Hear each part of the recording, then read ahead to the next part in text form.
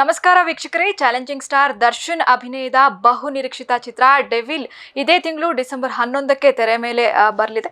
Devil ಸಿನಿಮಾದ main theatre ನರ್ತಕಿ ಚಿತ್ರಮಂದಿರದ manager ಆಗಿರುವಂತಹ ಮನೋಹರ್ ಅವರು ನಮ್ಮ ಜೊತೆ ಇದ್ದಾರೆ. ಬನ್ನಿ ಅವರನ್ನ ಚಿತ್ರಕ್ಕೆ ಏನೆಲ್ಲ ಪ್ರಿಪ್ರೇಷನ್ಗಳನ್ನ ಅವರು ಅವರ ಚಿತ್ರಮಂದಿರದಲ್ಲಿ ಮಾಡ್ಕೊಂಡಿದ್ದಾರೆ ಎಂಬುದನ್ನು ಅವ್ರ ಜೊತೆನೆ ಮಾತಾಡಿಸ್ತಾ ಹೋಗೋಣ. ಸರ್ ನಮಸ್ತೆ. ಸರ್ ನಮಸ್ಕಾರ ಮೇಡಮ್. ಸರ್, ಇನ್ನೇನು ಚಾಲೆಂಜಿಂಗ್ ಸ್ಟಾರ್ ದರ್ಶನ್ ಅವರ ಬಹು ನಿರೀಕ್ಷಿತ ಚಿತ್ರ ಡೆವಿಲ್ 11ನೇ ತಾರೀಕು ರಿಲೀಸ್ ಆಗ್ತಾ ಇದೆ. ನಿಮ್ಮ ನರ್ತಕಿ ಚಿತ್ರಮಂದಿರನೇ ಮೇನ್ ಥಿಯೇಟರ್ ಆಗಿ ಅವರು ಆಯ್ಕೆ ಮಾಡ್ಕೊಂಡಿರುವಂಥದ್ದು. ಯಾವೆಲ್ಲ ರೀತಿಯ ತಯಾರಿಗಳನ್ನು ನೀವು ಮಾಡ್ಕೊಂಡಿದ್ದೀರಿ? ಎಲ್ಲ ವ್ಯವಸ್ಥೆ ಆಗಿದೆ. ಇದು ದರ್ಶನ್ ಅವರೇ ಖುದ್ದಾಗಿ ನಮ್ಮ ಥಿಯೇಟ್ರಿಗೆ ಹಾಕಬೇಕು ಅಂತಲೇ ಅಭಿಪ್ರಾಯದಿಂದನೇ ಆಗ್ತಾ ಇರೋದು. ಯಾಕೆಂದರೆ ಅವ್ರ ಪಿಕ್ಚರೆಲ್ಲ ನಮ್ಮಲ್ಲಿ ತುಂಬ ಸಕ್ಸಸ್ ಆಗಿದೆ. ಅದರಿಂದ ಅವ್ರ ಒಪಿನಿಯನ್ ಮೇಲೇ ಇದು ನಮ್ಮ ಥಿಯೇಟ್ರನ್ನ ಆಯ್ಕೆ ಮಾಡಿದ್ದಾರೆ. ಅದರಿಂದ ಇಲ್ಲೇ ಆಗ್ತಾಯಿದ್ದೀವಿ.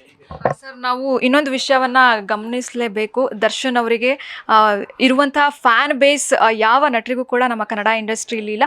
ಅವರ ಫ್ಯಾನ್ಸ್ಗಳು ಅವರ ಸಿನಿಮಾವನ್ನು ಹಬ್ಬದ ರೀತಿಯಲ್ಲಿ ಸಂಭ್ರಮವನ್ನು ಮಾಡ್ತಾ ಇರೋದನ್ನ ನಾವು ನೋಡ್ಕೊಳ್ತಾನೆ ಬಂದಿರುವಂಥದ್ದು. ನಿಮ್ಮ ಥಿಯೇಟ್ರಲ್ಲಿ ಯಾವ ರೀತಿಯ ಅಭಿಮಾನಿಗಳು ಬರ್ತಾರೆ, ಎಷ್ಟೆಲ್ಲ ಕ್ರೌಡ್ ಆಗ್ಬೋದು, ಯಾವೆಲ್ಲ ಅಂದಾಜಿದೆ ಅಂತ? ಎಲ್ಲ ಶೋನು ಫುಲ್ ಆಗುತ್ತೆ. ಇವಾಗೆಲ್ಲ ಟಿಕೆಟ್ ಕೇಳ್ತಾ ಇದ್ದಾರೆ. ನಮಗಿನ್ನೂ ಅನುಮತಿ ಬಂದಿಲ್ಲ. ಅನುಮತಿ ಬಂದ ತಕ್ಷಣ ಎಲ್ಲ ಇಶ್ಯೂ ಮಾಡ್ತೀವಿ ಮೇಡಮ್. ಮೋಸ್ಟ್ಲಿ ಸಂಡೇ ಮೇಲೆ ಮೇಡಮ್. ಮೊದಲನೇ ದಿನ 6 ಶೋ ಇರುತ್ತೆ. ಬೆಳಗ್ಗೆ 6 ಗಂಟೆ ಶೋ, ಸ್ಪೆಷಲ್ ಶೋ ಇರುತ್ತೆ. ಆಮೇಲೆ 10:30, 1:30, 4:30, 7:30 ಮತ್ತು ಸಂಜೆ 10 ಗಂಟೆಗೆ ಒಂದು ಶೋ ಇದೆ ಮೇಡಮ್. ಮತ್ತು ಚಿತ್ರತಂಡದ ಯಾವೆಲ್ಲ ನಟರು ಬರ್ಬೋದು ಅನ್ನುವ ನಿರೀಕ್ಷೆ ಇದೆ ಸರ್? ಆಲ್ಮೋಸ್ಟ್ ಎಲ್ಲ ಬರ್ತಾರೆ. ದರ್ಶನ್ ಮಿಕ್ತವರೆಲ್ಲ ಬರೋ ಚಾನ್ಸಸ್ ಇದೆ. ಸರ್, ನಾವು ಇನ್ನೊಂದು ಮಾತನ್ನು ಕೇಳ್ತಾನೆ ಇರ್ತೀವಿ. ಸ್ಯಾಂಡಲ್ವುಡ್ನಲ್ಲಿ ಒಳ್ಳೆ ಕಂಟೆಂಟ್ ಇರೋ ಸಿನಿಮಾಗಳು ಬರ್ತಾ ಇಲ್ಲ, ಒಳ್ಳೆ ಮೂವಿಗಳು ಬರ್ತಾ ಇಲ್ಲ, ಅದಕ್ಕೆ ಜನ ಥಿಯೇಟರ್ಗೆ ಬರ್ತಿಲ್ಲ ಎಂಬ ಮಾತುಗಳನ್ನ ಕೇಳ್ತಾನೆ ಬಂದಿರುವಂಥದ್ದು. ಅದ್ರ ಬಗ್ಗೆ ಏನು ಹೇಳ್ತೀರಾ ಸರ್? ಅದ್ರ ಬಗ್ಗೆ ನಿಮ್ಮ ಮಾತು. ಒಳ್ಳೆ ಪಿಕ್ಚರ್ ಬಂದರೆ ಜನ ಖಂಡಿತ ಬರ್ತಾರೆ, ಇಲ್ಲ ಅಂತಲ್ಲ. ಉದಾಹರಣೆಗೆ ಕಾಂತಾರ, ಇದೆಲ್ಲ ಜನ ಬರ್ತಾರೆ. ವಾರಕ್ಕೆ 10 ಪಿಕ್ಚರ್ ರಿಲೀಸ್ ಆಗುತ್ತೆ. ಅದು ಹೆಂಗೆ ಬಂತು ಹೆಂಗೋಯ್ತು ಅನ್ನೋದೇ ಗೊತ್ತಾಗಲ್ಲ. ಈ ಥರ ಇಲ್ಲ, ಒಳ್ಳೆ ಪಿಕ್ಚರ್ಗಳು ಕೊಟ್ಟರೆ ಖಂಡಿತ ಬರ್ತಾರೆ.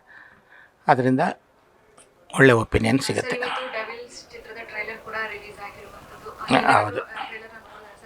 ಇಲ್ಲ ಮೇಡಮ್, ಇನ್ನೂ ನೋಡಿಲ್ಲ. ನಾವು ಬುಕ್ಕಿಂಗಲ್ಲಿ ಇರ್ತೀವಿ, ಆ ಟೈಮಲ್ಲಿ ನೋಡೋಕ್ಕಾಗಲ್ಲ. ಅದು ಇನ್ನೂ ನೋಡಿಲ್ಲ.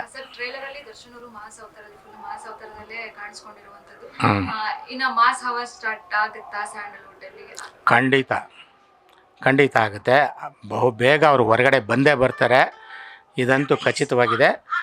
ಮತ್ತೆ ಚಿತ್ರರಂಗ ಯಶಸ್ವಿ ಆಗುತ್ತೆ, ಇಷ್ಟಂತೂ ಹೇಳಬಲ್ಲೆ.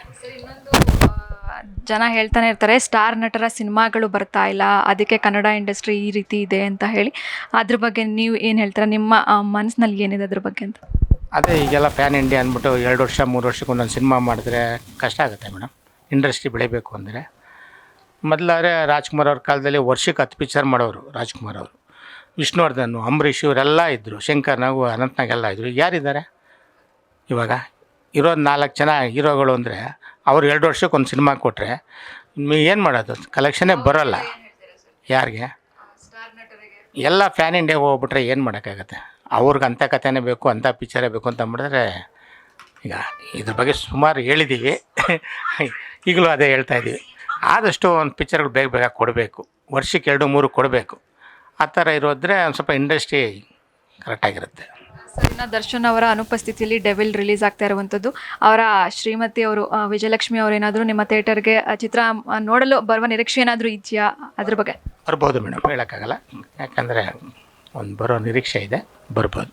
ಸರ್, ಕೊನೆಯದಾಗಿ ಡಿ ಬಾಸ್ ಅಭಿಮಾನಿಗಳು ಏನು ಹೇಳಕ್ಕೆ ಇಷ್ಟಪಡ್ತೀರಾ ನಿಮ್ಮ ಪರವಾಗಿ? ಯಾಕಂದರೆ ಹಿಂದಿನ ದಿನಗಳಲ್ಲಿ ನಾವು ನೋಡ್ತೀವಿ, ಅವರ ದಾಸ ರಿಲೀಸ್ ಆದಾಗಂತೂ ಸಿಕ್ಕಾಪಟ್ಟೆ ಗಲಾಟೆಗಳೆಲ್ಲ ಕೂಡ ಆಗಿದ್ದನ್ನು ಕೇಳ್ಪಟ್ಟಿದ್ದೀವಿ. ಇವಾಗ ಡೆವಿಲ್ ರಿಲೀಸ್ ಈಗ ದರ್ಶನ್ ಅವರೇ ಒಂದು ಮೆಸೇಜ್ ಕೊಟ್ಟಿದ್ದಾರೆ ಅಭಿಮಾನಿಗಳಿಗೆಲ್ಲ. ಎಲ್ಲೂ ಯಾವುದೇ ಥರದ ಗಲಾಟೆಗಳು ಮಾಡಬಾರ್ದು, ಏನೂ ಮಾಡಬಾರ್ದು, ಶಾಂತಿಯುತವಾಗಿ ಸಿನಿಮಾಗಳು ನೋಡಿ ಎಂಜಾಯ್ ಮಾಡಿ ಅಂತ ಇದು ಮಾಡಿದ್ದಾರೆ.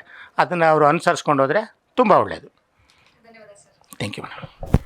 ಇದಾಗಿತ್ತು ನರ್ತಕಿ ಥಿಯೇಟರ್ ಮ್ಯಾನೇಜರ್ ಆಗಿರುವಂತಹ ಮನೋಹರ್ ಅವರ ಮಾತು. ಕ್ಯಾಮ್ರಾ ಪರ್ಸನ್ ವಿಶ್ವ ಜೊತೆ ರಿಪೋರ್ಟರ್ ಲಾವಣ್ಯ, ಬೆಂಗಳೂರು.